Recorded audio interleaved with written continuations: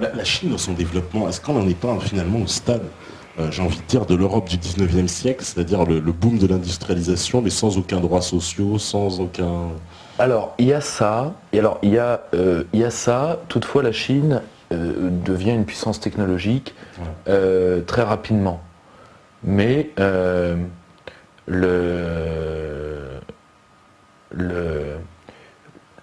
devient une puissance technologique extrêmement rapidement. Mais pour atteindre un niveau technologique complet d'innovation, il va encore mettre quelques années. Ouais. Mais c'est vrai qu'on n'a pas vu de décollage aussi rapide. Toutefois, il faut bien comprendre une chose. 80% du territoire chinois est en large partie inhabitable. Au plateau, désert de glace. Et en tout cas, s'il n'est pas totalement inhabitable, parce qu'il y a des habitants dedans, qui vivent dans des conditions un peu dures, un désert de glace et des hauts plateaux, c'est difficilement industrialisable, surtout. Donc vous avez une masse industrielle, l'usine du monde, sur 20% du territoire chinois. Et à titre environnemental, c'est simple, vous voyez la liste de sociétés qui refusent d'envoyer des expats européens avec famille, de peur que le gamin ait une maladie pulmonaire et que les parents attaquent la boîte. Vous voyez, rien ne se fait là. Ah ouais. Est-ce que tu connais l'effet Dumas, un procédé surinitaire qui pourrait mettre tout le monde d'accord au niveau énergie? Alors ça je ne saurais pas. Je ne saurais pas l'expliquer en détail. J'en ai déjà entendu parler, comme de beaucoup de solutions d'énergie alternative. Si vous voulez, dans le dossier de l'énergie, il y a des choses dont on n'est pas sûr. Ouais. On sait que pour les métaux rares, terres rares, ça va être très compliqué pour ceux qui sont en sol, mais on a les nodules polymétalliques en mer. Bon, et particulièrement dans les eaux territoriales de la France. Donc on pourrait être content, et si on s'occupait un petit peu plus de la Polynésie, on aurait moins à s'occuper de l'Union européenne. Je dis ça, je dis rien.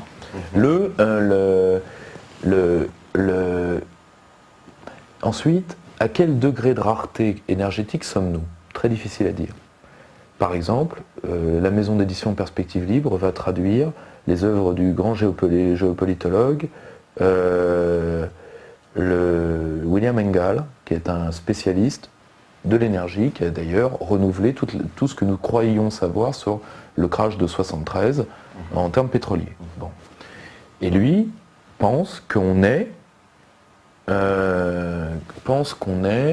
dans le, comment dire, qu'on est dans une rareté énergétique qui est provoquée au niveau pétrolier, qui est provoquée par ce qu'on appelle je crois qu'on les appelle les 7 naines d'ailleurs, les 7 grandes multinationales du... Oui, les 7 sœurs. Les 7 sœurs. Les 7 sœurs. Ah oui, pardonne-moi, parce que les 7 nains, c'était les 7 grands dirigeants de l'industrie du tabac qui avaient prêté serment devant le Congrès en disant « cancer, je connais pas ». Et on les appelait les 7 nains, et donc les 7 sœurs.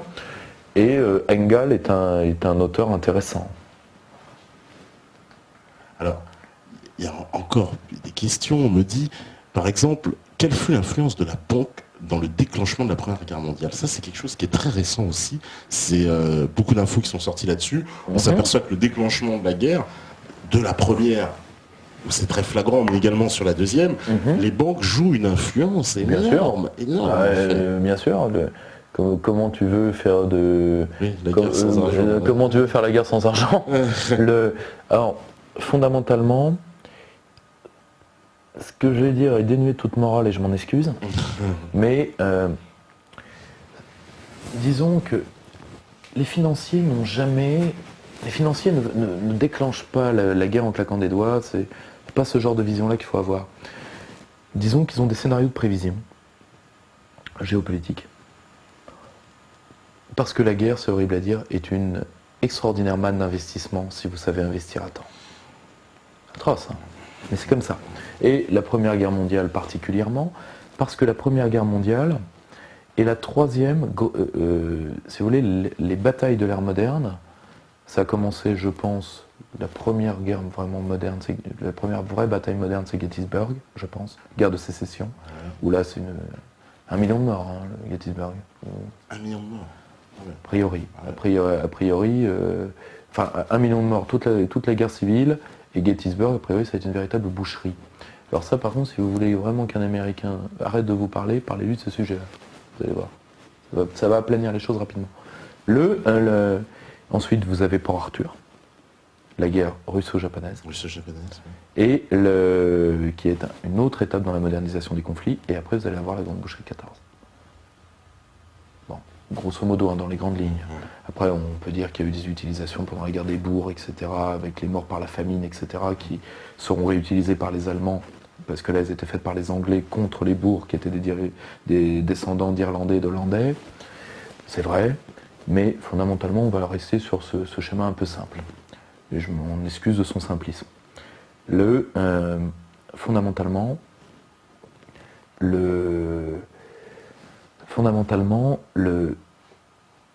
pour celui, la guerre va prendre des besoins de financement énormes.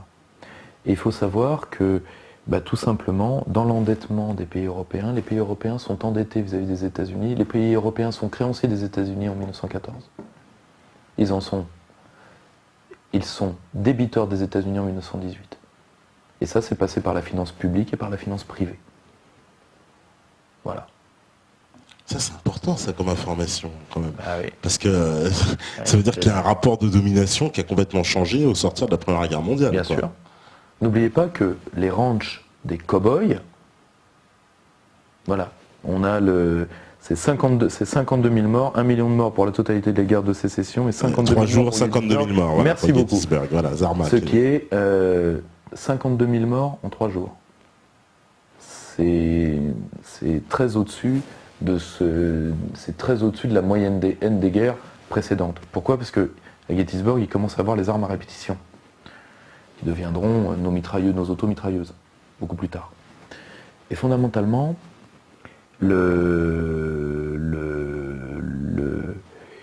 excuse-moi, où est-ce que j'aurais été ? Parce que j'ai beaucoup cette information. Le changement de rapport, voilà, de domination. Il ne faut pas oublier que les ranchs immortalisés par les westerns sont généralement financés sous capital européen. L'Amérique était encore alimentée par des capitaux européens avant la Première Guerre mondiale. Ce qu'on oublie souvent. Les ranchs des westerns, généralement, ils appartiennent à des Anglais. Quand même.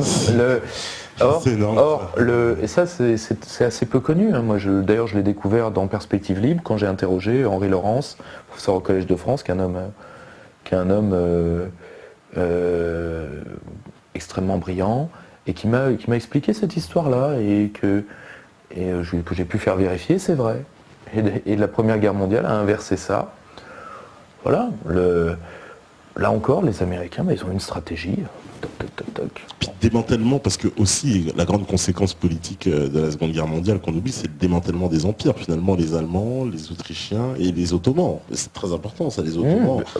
C'est simple, la mort de l'Empire ottoman, vous avez les frontières de sang qui saignent toujours aujourd'hui au Moyen-Orient. C'est-à-dire que grosso modo, le traité de Sèvres,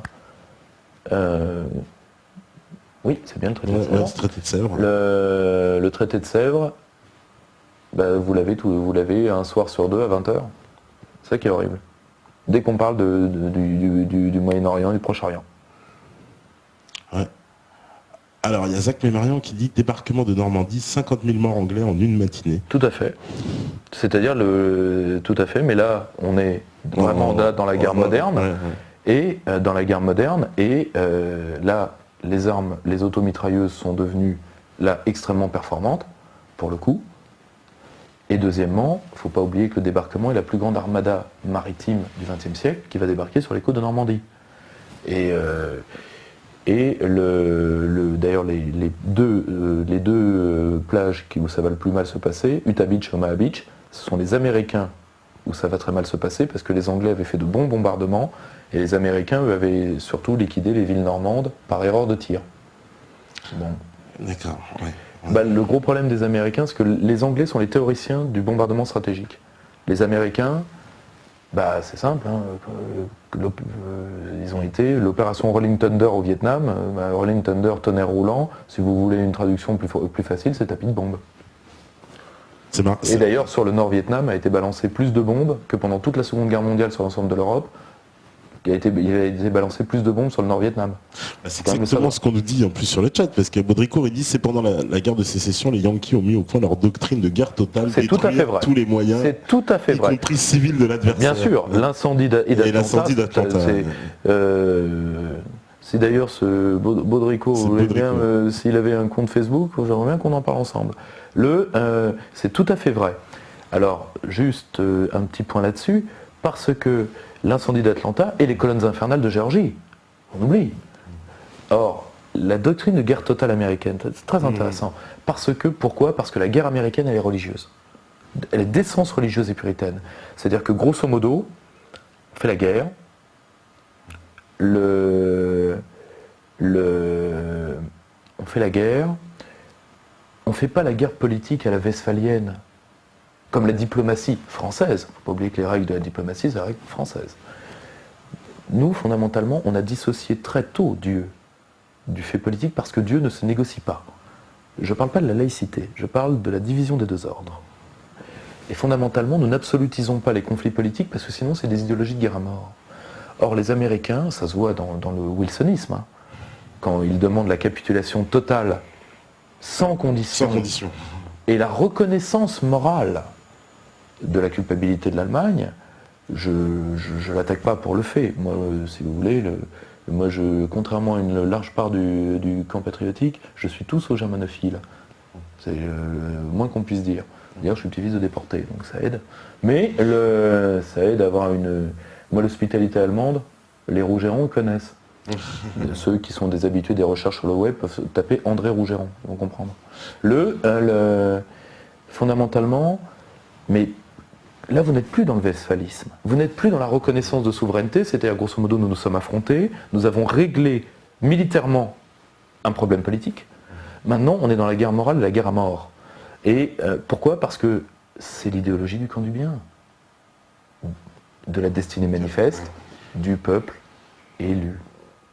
Et ça, c'est... Tant qu'on n'aura pas compris ça et qu'on pensera que les Américains ont une pensée politique, est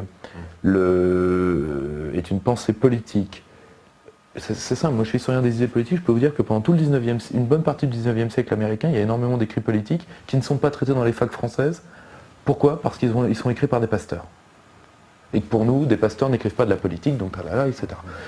Et ça, c'est le mauvais côté. Moi, j'ai rien contre la laïcité en soi, bien au contraire. Mais ça, c'est le mauvais côté de l'esprit laïque. C'est-à-dire qu'on ne comprend pas que pour certains peuples, le religieux, le problème théologico-politique existe encore. Et le peuple américain en fait partie. C'est une différence fondamentale avec nous. C'est très intéressant ce que tu dis, c'est très très important pour comprendre, je pense que ça aide à comprendre encore mieux les États-Unis, leur position. C'est pour ça que les États-Unis, quand ils écrasent, regardez l'Irak. Oui, on nous parle de l'Irak, on le dit, l'Irak a eu plus de bombes déversées que toutes les guerres précédentes, Vietnam, World War II, World War I, quand même. Alors là, je remercie c'est Zach Mernarian. Je le remercie parce que je n'avais pas ces chiffres, donc et je le remercie. Je prendrai la peine de les faire vérifier, mais ce serait pas étonnant, parce que si on prend 10 ans de guerre en Irak, si on prend la première, la deuxième... C'est évident, c'est évident. C'est sûr. Mais regardez la manière dont on écrase l'ennemi, c'est-à-dire qu'on ne le laisse pas négocier. Ouais. C'est la reddition sans condition, c'est la faute morale toujours, d'où la... Voilà, grosso modo, on a eu un Hitler tous les 3 ans. Oui, c'est une diabolisation donc, de l'ennemi absolu. Et surtout, l'ennemi est dénué de rationalité. Le système westphalien français, c'était... Vous êtes nos adversaires, vous êtes même nos ennemis, mais fondamentalement, notre querelle est politique. Notre querelle est politique, notre querelle n'est pas d'ordre moral ou d'ordre téléologique. C'est pas sur les fins dernières qu'on s'engueule. Parce que là, sinon c'est le système Highlander. À la fin, il n'en reste qu'un des deux. Et fondamentalement, il y a une part de la pensée stratégique américaine qui est pénétrée de ça. Particulièrement chez les théoriciens qu'on appelle les néoconservateurs. Je renvoie à Kagan et Kaplan, les deux jumeaux du néoconservatisme. Kagan étant, à mon sens, le plus brillant. C'est très présent. C'est-à-dire qu'ils n'en démordent pas. Quand du bien, et vous vous rendrez à nous. En plus, c'était toute la rhétorique de Bush qui disait le camp de l'axe du bien, vous êtes avec nous ou contre nous. Enfin, il disait. Attendez, je vais vous raconter un truc qui a été un peu commenté, mais qui ne l'a pas été assez. à un moment, dans une entrevue, chez Bush fils. Alors, Bush fils a un profil tout à fait particulier. C'est un born again. Donc lui, il a rencontré Dieu au fond de l'alcool, ou l'alcool au fond de Dieu, peu importe. Et il dit, avec l'islam et avec les Russes, il faut éviter le conflit de Gog et Magog. Alors Chirac est de culture, faut pas oublier qu'il il a été proche du PC quand il avait 16 ans. Il est plutôt de culture corrézienne, laïcarde. Alors pour lui, Gog, c'est aller au Gog, fondamentalement. Chirac ne comprend pas. Fait convoquer par l'Élysée Daniel Hervieux-Léger, qui est une sociologue des religions de l'école des hautes études en sciences sociales, pour lui dire, écoutez, expliquez-moi Gog et Magog. Expliquez-moi Gog et Magog. Je vous en prie, je vous en prie, parce que je vais devoir revoir l'autre type dans 3 semaines, il va falloir quand même qu'à un moment, dans la correspondance diplomatique, je lui fasse comprendre que j'ai compris. Et en réalité, bon, pour ceux qui ont de la culture biblique, c'est l'affrontement de Gog et Magog. Et fondamentalement, vous voyez que et la plupart des conseillers américains n'ont pas du tout été choqués par cette référence-là. Or, pour un haut diplomate français, voilà. Ouais, c'est parce que ça a été balancé par le professeur dont tu parles. Je la connaissais, cette anecdote, qui a dit après, une fois que Chirac n'était plus président, il a dit maintenant je peux balancer le truc. Il a expliqué cette anecdote que oui, il avait été convoqué à l'Élysée, il avait expliqué. C'est une femme. Elle avait été convoquée à l'Élysée, elle avait expliqué ce qu'était Gog et Magog parce que Bush avait dit à Chirac, oui, on va en Irak pour débousquer Gog et Magog, je sais pas. Donc si vous voulez, et ça n'a pas du tout. Si vous voulez, et ça choquerait n'importe quel diplomate français. Or, il faut comprendre, et ça par contre, je ne critique pas du tout les Américains, ils ont un précipité culturel qui est ce qu'il est. Là, par contre, c'est nous le problème. Parce que nous, on s'imagine que parce que nous sommes un peuple totalement sécularisé, que le monde est sécularisé.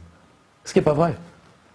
Poutine est un croyant, les Américains sont des croyants, et pour eux, il y a encore un problème théologico-politique. Nous, on a séparé ce problème-là, d'abord après les guerres de religion, et ensuite, à la loi de 1905. Bon, et pour nous, ça a été une réflexion très longue sur le pape, l'empereur, etc. Voilà. Pour nous, c'est quelque chose de très long. C'est tout. C'est fondamental, je trouve, ce que tu dis, vraiment pour la compréhension du fonctionnement de la stratégie américaine. Je pense qu'il ne faut jamais oublier, et en tout cas, ne jamais se dire ce sont nos cousins. Premièrement, parce que déjà eux le prennent mal. Moi, j'ai eu des dignitaires américains en face de moi, parce que je suis aussi un praticien de ce que je fais, donc croyez-moi, déjà eux le prennent très mal. Alors, vis-à-vis des Français, alors là, pour eux, on n'est surtout pas des cousins, c'est ça. mais même si vous leur dites qu'ils sont des cousins des Anglais, des Irlandais et des Allemands, parce qu'ils sont les 3 peuplements européens majoritaires, là pour le coup, vous serez content de tomber sur quelqu'un de Boston. Je vous le dis tout de suite. Si vous tombez sur un mec du Sud, ça peut très très mal finir. Je parle d'expérience, là pour le coup. D'accord. Alors on va faire une petite pause, la deuxième, si la régie est prête. Évidemment, la régie est au quart de tour prête. Donc on fait une petite pause, puis on revient. Après, il y a encore pas mal de questions. On va en parler. Ça parle un peu de politique étrangère. Et toi, je sais que tu affectionnes ce sujet aussi également. Alors, on va en parler. On fait la petite pause et on revient juste après. À vous la régie. Voilà, donc de retour après cette pause. Donc je vois, t'as vu, il y a pas mal de messages. Hein. Ils ont retrouvé André Rougiron, ton grand-père, apparemment. Tu vois, un grand résistant. Ils ont été. Alors, si vous voulez, je dis pas ça parce que la résistance, c'est comme le travail, ça se transmet pas par le sang. La seule chose, c'est que voilà, vous avez le droit de savoir qui vous parle et voilà, c'est pas tout à fait dans l'histoire de France, les miens ont été de certains côtés. Voilà, et l'ont payé parce que voilà, c'est pour ça que contrairement à une part du camp national d'ailleurs qui a repris ça d'ailleurs de la gauche collaborationniste. La gauche collaborationniste. Ils se sont fait un mythe pro-allemand dans l'après-guerre. C'est là où on voit quand même que le camp national français a des problèmes intellectuels et idéologiques. Sincèrement. Alors, tu sais qu'ils ont traduit, alors on a Malabab, c'est un spécialiste du langage des oiseaux, il traduit à chaque fois les noms. Ouais. Il a traduit ton nom, c'est marrant. Alors, Rougeron, c'est RO réceptacle à l'intérieur d'un monde, synthèse RO retournement. Pas mal, il dit. Et il avait traduit, j'ai vu aussi Pierre et tout, et c'était pas mal aussi. Voilà, Yves, synthèse, réceptacle, monde, énergie. C'est sympa, ça. C'est sympa comme toujours. Je te remercie beaucoup. C'est le langage. Tu me les enverras. Ah ouais, le langage des oiseaux, c'est génial. C'est intéressant. C'est très très intéressant. Il donne des significations par le langage et c'est vraiment vraiment vraiment intéressant. Et bizarrement, ça correspond à chaque fois. Même là, je suis obligé d'admettre, je trouve que ça te correspond pas mal et c'est assez étonnant hein, comme technique. Hein. Et alors. Qu'est-ce que vous me dites? Monsieur Bush, attention, si vous n'allez pas faire la guerre en Afghanistan, vous n'aurez pas de place au paradis. Tu m'étonnes, Baptistov, ouais, il n'aura pas de place au paradis. C'est vrai que... Maintenant, il fait de la peinture, si vous avez vu. Il fait des peintures de petits chiens. Et il a fait une exposition là-dessus. Alors, c'est mignon comme tout, on croirait les peintures, vous savez, où il y a, qu'on faisait faire aux enfants, il y avait des numéros, 1 mais bleu, 2 mais jaune, etc. C'est très mignon, il fait des teckels, des machins comme ça. Il est devenu gentil en fait. Je pense surtout qu'il est resté simplé. Je le pense sincèrement. Il a aussi fait ses mémoires, 400 pages à colorier. Mais non, franchement, il avait. C'est malheureusement vrai. Pour le coup, c'est arrivé assez peu de fois dans l'histoire des États-Unis. Mais là où Hollande, lui, a un humour de merde, lui, il avait des problèmes. Disons qu'il a. C'est un très bon communicant parce qu'il avait de l'empathie. Quand il arrive au 11 septembre, il fait un câlin aux pompiers tout de suite. Ça, faut se mettre dans la tête d'un point de vue communicant. Par contre, voilà, quand il arrive en Grèce, il dit Hello Grecians, bonjour les Gréciens, alors que pour grec, il existe un mot en anglais qui est Greeks, simplement. Et lui, il avait inventé le mot grécien. Et il ne comprenait pas pourquoi les Grecs le regardaient comme deux ronds de flanc. Donc lui, d'un côté, on ne peut pas dire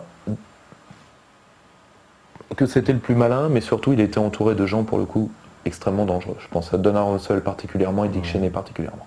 Richard Pearl aussi. Et Pearl. Il y avait Pearl et il y avait Wolfowitz, donc ça c'est tout le courant néoconservateur. Et il y avait celui qu'on appelait Boy Genius ou Bush Brain, qui était, que je me rappelle plus, c'était un homme chauve qui était assez souvent avec lui, qui était son directeur de campagne, qui lui était un spécialiste de la Karl Rove, et qui lui était pour le coup un stratège politique brillant, mais certainement à titre personnel la dernière des ordures, parce que c'était de lui dont il y avait eu cette phrase assez célèbre. Nuisez-leur, il en restera toujours quelque chose. Et il avait accusé de trahison un parlementaire démocrate qui était opposé à la guerre d'Irak. Et le parlementaire démocrate s'était poussé de sa chaise, de son seul bras restant. Il lui a dit écoutez, j'ai perdu deux jambes et un bras au Vietnam. Si vous pouviez éviter de m'accuser de trahison, ça me plairait, parce que je crois que vous avez été réformé militairement, ce qui est dans le cas de Rove tout à fait vrai. Bush, lui, ayant fait la garde nationale, c'est-à-dire il a bu des bières et dragué des petites pépées. Voilà. Ce qui est une méthode de guerre, pardonnez-moi, pas tout à fait désagréable. Voilà. Alors, il y a une question qui revient, on va pas se faire avec des amis avec ce genre de questions, mais bon, je pense que ça vaut le coup de l'aborder, c'est le transfert de la puissance des États-Unis vers le Grand Israël en vue d'un gouvernement mondial à la Attali est-il réaliste? Alors, sincèrement, Jacques Attali a au moins une qualité, c'est qu'il pense les conneries qu'il fait écrire. Comme Éric Zemmour l'avait démasqué pour le fait qu'il n'écrivait pas ses bouquins, je sais que je ne risque rien. Parce que Attali, si vous voulez, il brasse des idées issues du courant dominant, mais c'est pas lui le courant dominant. C'est la grande masse financière, c'est les multinationales, et c'est les pays, et c'est les États puissants comme les États-Unis et quelques autres. Donc lui, il y colle tout un discours, tout comme Alexandre le Grand. Ça, c'est la logique impériale. Vous avez toujours un discours qui accompagne la puissance et la domination, sinon la domination est insupportable. Rome, la Pax Americana, Alexandre le Grand, le métissage. La puissance américaine, la mondialisation heureuse, ça pchit. Donc il en faut un nouveau, le nouvel ordre mondial, qui, je vous le rappelle, l'expression date de quoi? Du discours sur l'état de l'Union de Bush père. New World Order. Or, Attali est le petit télégraphiste de ces trucs-là. Il enrubane d'un discours et il y met 2-3 idées à lui qu'il aimerait voir. Je vais vous dire sincèrement, il faut toujours prendre les choses assez froidement. Israël aujourd'hui est un pays qui est affaibli militairement, contrairement à ce qu'on croit. Affaibli militairement parce que l'austérité que Benjamin Netanyahou, en tant que ministre, a voulu faire, a liquidé, je crois, par 3 ou par 4 le temps d'entraînement des réservistes. Or, les réservistes sont la grande force de Tsahal. Ce qui vous explique la faiblesse pendant la guerre de l'affrontement au Liban. Pendant l'affrontement au Liban, premièrement, le Mossad n'a jamais réussi à envoyer services de renseignement extérieurs, Shin Bet, services de renseignement intérieurs. Ni le Mossad, ni les services spéciaux militaires n'ont réussi à pénétrer au niveau du renseignement les lignes du Hezbollah. Premièrement. Deuxièmement, les réservistes qui étaient beaucoup moins entraînés ne savaient pas que les Katyusha, les roquettes utilisées par le Hezbollah, ne pouvaient pas détruire les Merkava. Et dans 9 cas sur 10, les Merkava perdus ont été perdus parce que des réservistes paniqués de cette prime roquette qui n'allait pas détruire leurs tanks ont enclenché le système d'autodestruction. Parce qu'ils étaient morts de trouille, donc ils ont abandonné le navire. Donc si vous voulez, c'est un pays qui, et je le dis d'autant plus que c'est un pays auquel je ne souhaite ni bien ni mal. Moi, si vous voulez, moi sincèrement, mon truc, c'est les intérêts français. Si vous voulez, je remarque à titre d'analyste que c'est un pays qui s'affaiblit, qui a encore des forces, entre autres un grand budget de recherche et développement, mais c'est un pays qui s'affaiblit, qui est aujourd'hui dans une population qui a été socialisée dans une part de violence depuis la deuxième intifada. Sincèrement, moi je leur souhaite absolument pas de mal. Par contre, je pense qu'ils vont avoir un très gros problème, d'où l'émergence d'intellectuels très radicaux, au sein d'Israël, type Shlomo Sand. Ils vont avoir un problème démographique, c'est-à-dire l'augmentation du nombre d'Arabes israéliens. Et c'est pour ça qu'à mon avis, j'espère pour eux qu'ils vont trouver à ce conflit, selon les voies du droit, une manière de le régler, parce que sinon ça va très très mal finir. Là pour le coup, ça finira très très mal.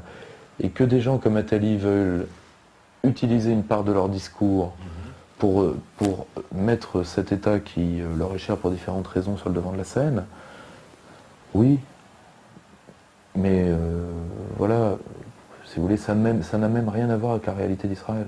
Je vous donne un exemple très précis. Nous avons écrit dans Perspective Libre un article sur le positionnement géopolitique de quelqu'un comme Avigdor Lieberman. Avigdor Lieberman, en France, et c'est là où il faut prendre les dossiers froidement, je vous en supplie. Avigdor Lieberman, tout le monde dit, il a été videur de boîte, c'est un pauvre con.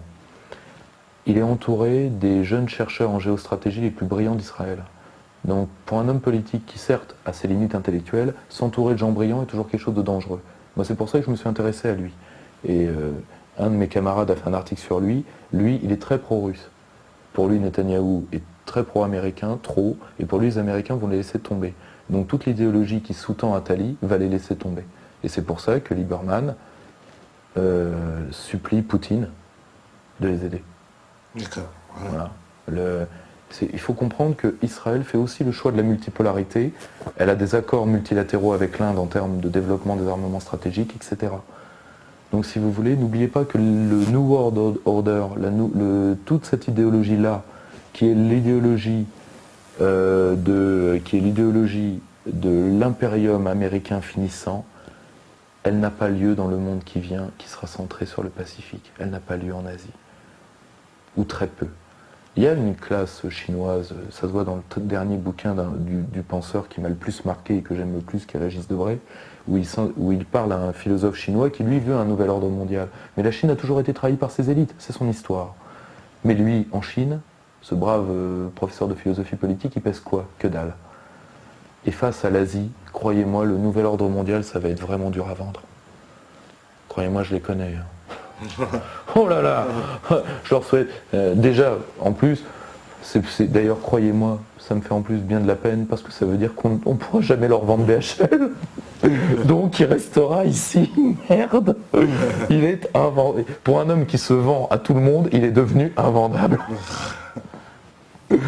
On me dit que la CIA a prévu un plan avec plusieurs agences américaines pour le rapatriement de 2 millions de juifs aux États-Unis.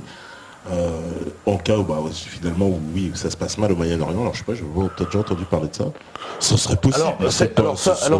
Alors, attention, il faut aussi bien comprendre qu'il y a des gens. Alors, une agence de renseignement, ça fonctionne comment? Ça fait des scénarios. Et il y a des tas de scénarios possibles pour une situation donnée. Je pense que une partie de l'élite américaine travaille en effet sur le fait que si à un moment en Israël ça se passe mal, il faudra évacuer une partie de la population. Ça, j'ai déjà vu des notes là-dessus, c'est tout à fait possible. Ensuite, je ne me souviens absolument pas de notes avec ces chiffres-là, mais il est normal que si à un moment ça se passe mal en Israël, ils se répartissent par zone linguistique. Donc il y a 700 000 francophones, etc., etc. Donc, mais sincèrement, à la fois, il ne faut pas le souhaiter. Il ne faut jamais souhaiter à des gens de terminer sur des barques pour arriver quelque part. Je pense que c'est pas... parce qu'on ne sait jamais où ces logiques-là commencent et où elles terminent. Et surtout, imaginez des populations qui ont été déplacées, qui arrivent dans des pays qui ne sont plus les leurs, en France ou aux États-Unis, et qui vont... ça va être nous comme la guerre d'Algérie, c'est-à-dire avec des gens qui vont souffrir, se faire une identité plus fermée sur le fait national que les autres, et qui vont vouloir se venger. Et ça se voit à travers certains écrits des pieds noirs, de certains pieds noirs. Je ne mets pas du tout tous les pieds noirs là-dessus. Bien sûr. Existe, donc si vous voulez, moi, après, on peut m'en vouloir. Moi, si vous voulez, je me bats pour les intérêts fondamentaux de mon pays. Ensuite, je ne souhaite la déstabilisation de personne, je suis westphalien. Comprenez-moi, j'ai les limites de mon école.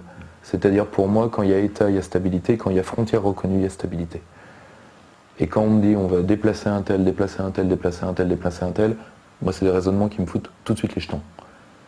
Même si, parce que pour moi les bonnes frontières font les bons voisins, et ça, à force de reculer l'étape de la négociation, Israël fait une grosse erreur pour sa survie. Voilà. Alors justement, on nous dit, est-ce que tu es optimiste vraiment pour l'avenir? C'est une question qui est revenue plusieurs fois où on nous dit, qu'est-ce qu'il y a comme solution véritablement? Tu crois qu'il y a une solution politique à tout ça? Bien sûr. Ouais. Et je vais vous dire une chose, ça d'ailleurs je l'ai dit dans un entretien récent avec un très bon site, je me permets de faire un petit peu de vas-y. Il s'appelle Le Bréviaire des Patriotes. Je connais.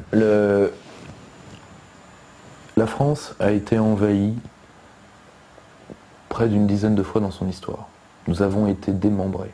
Nous avons vécu la défaite de 70, la boucherie de 14, l'humiliation de 40, et nous sommes toujours là. Nous sommes toujours là. Combien de pays auraient survécu à tout ça? Fondamentalement,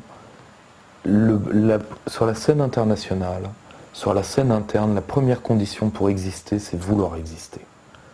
Et le vrai problème que nous avons, c'est celui-là. C'est qu'il y a toute une partie de la France qui a renoncé au projet français. Et il y a même toute une partie de la France aujourd'hui, je pense, qui veut mourir. Et je pense qu'il faut aujourd'hui reprendre une certaine volonté à la fois de vivre, de combattre, parce que sur la scène internationale, c'est horrible à dire, mais sur la scène internationale, celui qui n'est pas prêt à se battre, il se fera marcher dessus, je vous dise. Sur la scène internationale, il y a que deux types de navires, les sous-marins et les cibles. Vous savoir ce que vous voulez être, mais fondamentalement, est-ce que la France peut s'en sortir? Oui. Est-ce que les Français veulent... Est-ce que le seul problème, c'est la désorganisation de ceux qui veulent que la France s'en sorte?